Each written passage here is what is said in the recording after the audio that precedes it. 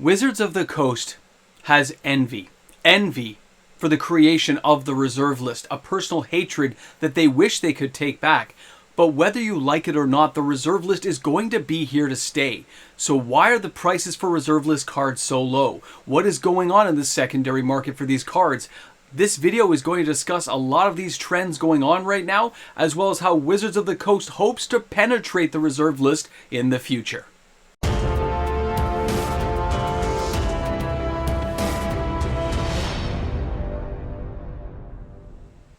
Hi everyone and welcome back. MTG Moxman here. Thank you again for hanging out with me on my channel today as we discuss the reserve list.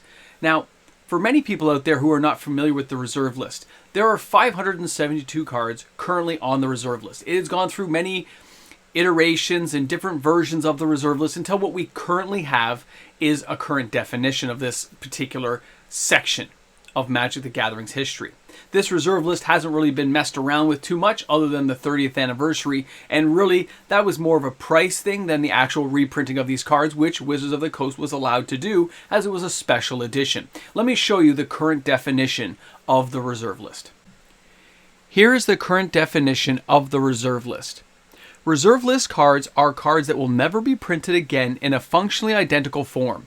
A card is considered functionally identical to another card if it has the same card type, subtypes, abilities, mana cost, power, and toughness. The exclusion of any particular card from the reserve list doesn't indicate that there are any plans to reprint that card. The reprint policy applies to both English and non-English cards.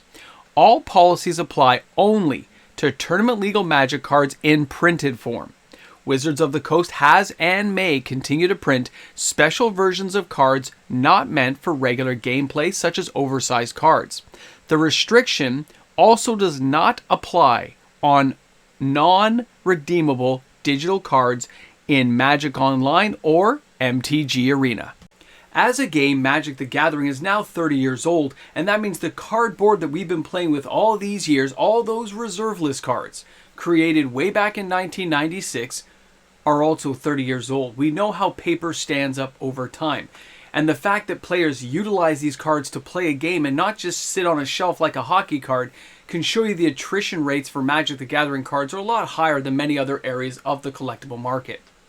But where this sets itself apart is the belief that people have towards the reserve list or against the reserve list. Many players still have high hopes that this game will eventually abolish the reserve list. But inevitably, as age and as the road marches on, more and more the reserve list will become enshrined. And that means the value of these cards is enshrined as well. It will hold up, as has been proven over the last several years. We had the highs of 2022 with all these amazing Magic the Gathering buyouts, and the reserve list market was booming like never before. Many people attributing it to cryptocurrency. But as we've seen, even when those highs started to dwindle and the market started to fall, they have never gone back. No card has gone back to where it was before those buyouts. If anything, many of the cards are over double the value they were at before the buyouts happened in 2020 to 2022.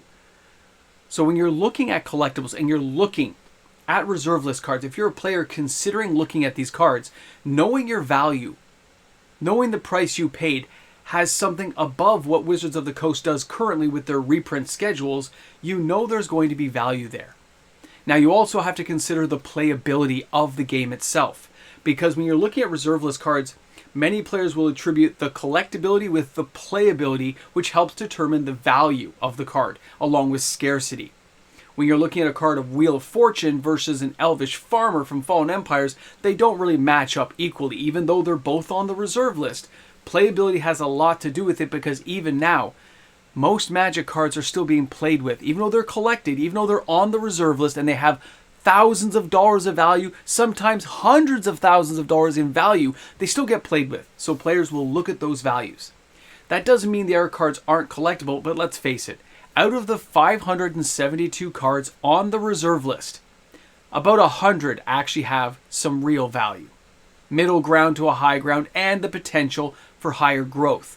But again, like Magic, these cards get played with. Even in sleeves, little dings and tears, little bits of wear will happen over time. And as cardboard ages, it becomes more and more fragile. Even though they were well-made cards back then and were made with premium stock for the day, we all know how paper stands up to soiled fingers, to grease and oils that come off of your skin.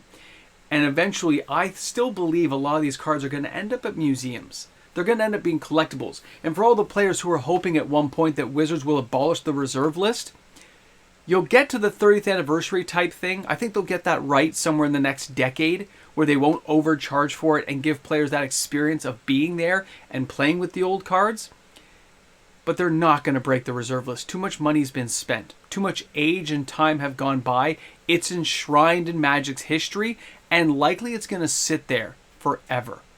Now, going forward, you have to remember, as age and time marches on, as players age out and they get old and pass away and collections come up, do you think these are just going to be cheap cards that are available? Do you think Wizards wants to reprint them to oblivion? No. Their eyes are set on other things, not just the reserve list. And we'll get to that in a few minutes in the video.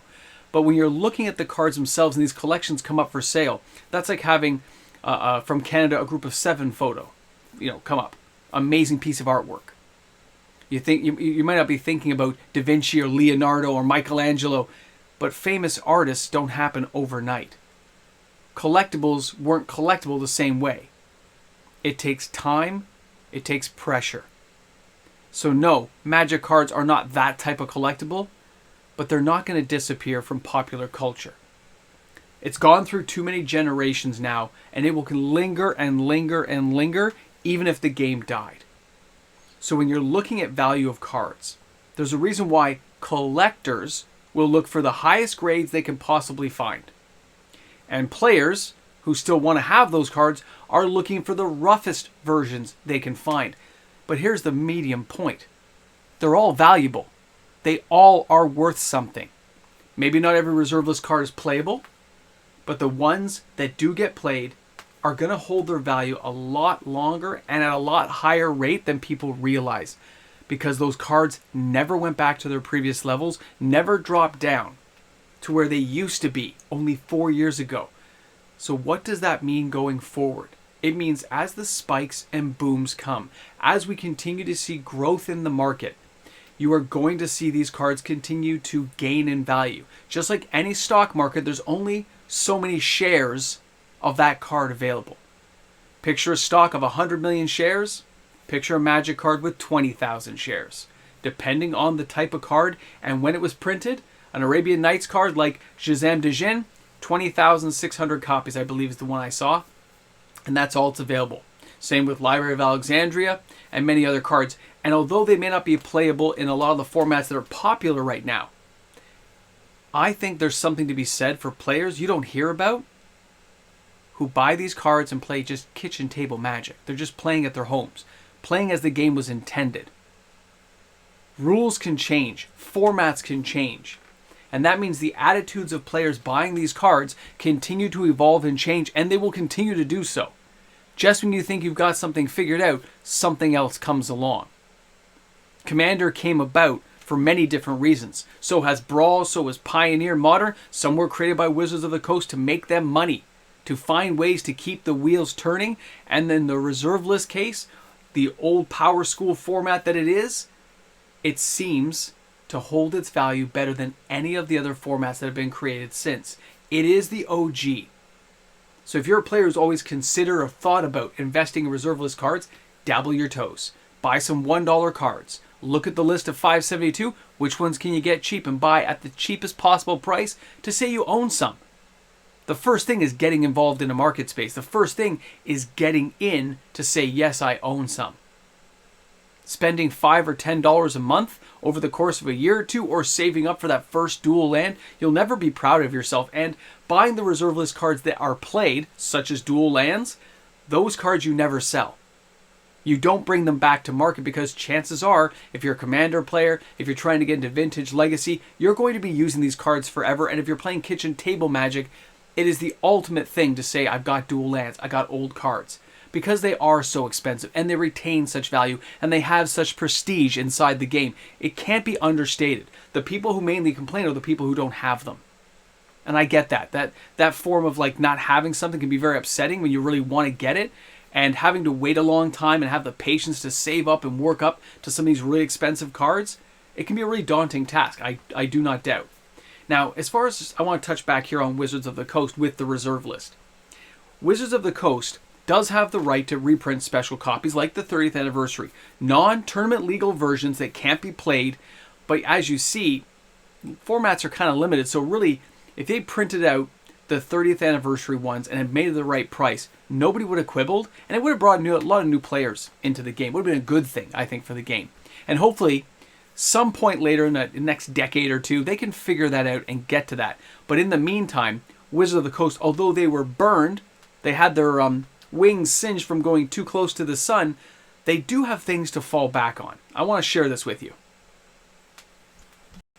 Here we have Soldevi Digger from Alliances. This artwork is done by Amy Weber, my favorite artist for Magic the Gathering, and as a 2 generic artifact it says, put the top card of your graveyard on the bottom of your library. It saw tons of sales this year with the Doctor Who set and River Song, which did a whole reversal of your draw. Now, right now, they have given us, of course, from the Outlaws of Thunder Junction, a Golem. An artifact creature golem called Tomb Trawler. For 2, it's a 0/4 creature that says, put target card from your graveyard on the bottom of your library for 2 mana.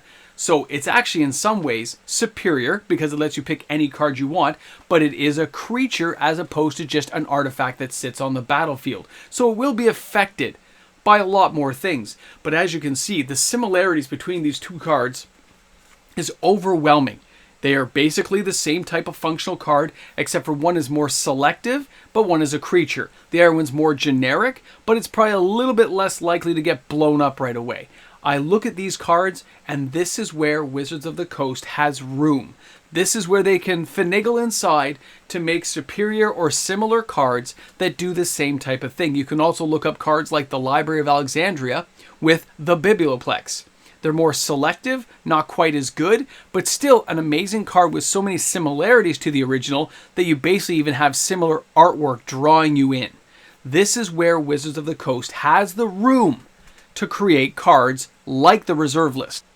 Now, the Tomb Trawler as well as Soldevi Digger are not the only cards that Wizards of the Coast has done this before. Soldevi Excavations, my favorite card from Alliances, and the card of this channel, if you look at it, you'll look up Castle Vantress. They're the same type of card with different costs, but so similar, they're great because you can use them in the same deck. And this is the intent for Wizards of the Coast. They know they can get around reserve list cards, like when they created the Jeweled Lotus, just like a Black Lotus, but only for Commander. Similar, yet different. The same, but not quite. And that's another reason why Wizards of the Coast has no intention of ever really messing with the reserve list.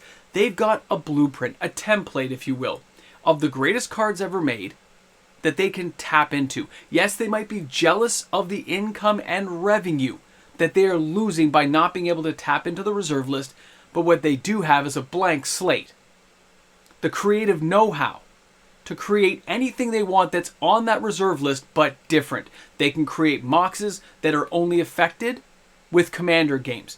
They can create other types of moxes that are only 1 per deck, allowed in Standard. They can do whatever they want. They can be creative and ingenious in their invention. And this gives them a lot of room and a lot of latitude to make a lot of money. Because the more the reserve list goes up in value, the more these cards have accumulated wealth attached to them, the more likely players are going to seek out similarities and cards of a like mind that they can use in their decks. And that's where Wizards of the Coast will really start cleaning up as the years go by. As this game hits the 40 and 50 year mark, as it continues to grow and I start to age out and get older, my cards are going to be worth a lot of money as far as I'm concerned, and they're probably going to continue to grow. And anyone who's ignoring the reserve list right now does so at their own peril. You can say nothing's going to happen. You can say it's all going to zero. That is all good and well until it doesn't happen. And you're left sitting there going, why did I not do it? Why didn't I pick up a Lake of the Dead? Why didn't I get that Wheel of Fortune at $180? I don't have to sell the reserve list to you because the reserve list is already selling itself. And that's what players fail to recognize. I don't have to brag or be flexing or oversizing what's happening in the market space because it's happening without my help. It doesn't need it.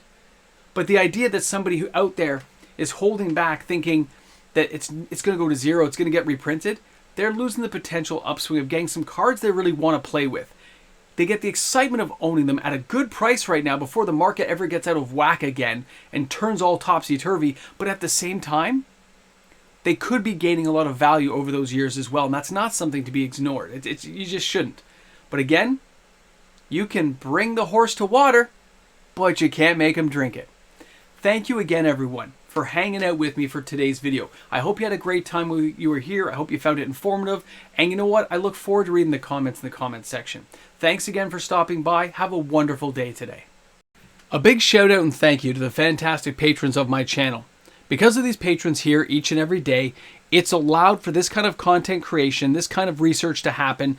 And I want to thank everyone who participates, helps out, and supports what I do here. So thanks again to all my patrons, my YouTube membership members, and of course my regular viewers who give these videos a thumbs up. Thanks again. Welcome back to the Ramble Jamble. I find it interesting when cards like this appear and people say, oh, it's like the same. I don't care if it's the same. For people who play Commander, that Trawler is a nice addition. And by the way, thanks, Ralph, for pointing that out. I really appreciated that. I was kind of like busy at work. I wasn't really paying attention like I should have. So to Ralph, the patron, thanks again, bro. Off topic, I realize. But there's lots of you here who actually give me some insight on my channel, some of my Discord members, some of my patrons, some of my viewers, and I just want to say thanks again for all that, because sometimes I miss things or I'm not thinking in the right frame of mind because you got your brain's on work right now, your regular day job, and when you come home you've only got a fraction of the time you wish you had to do everything. So a lot of you guys make that easier just by being here. So thank you again, everyone.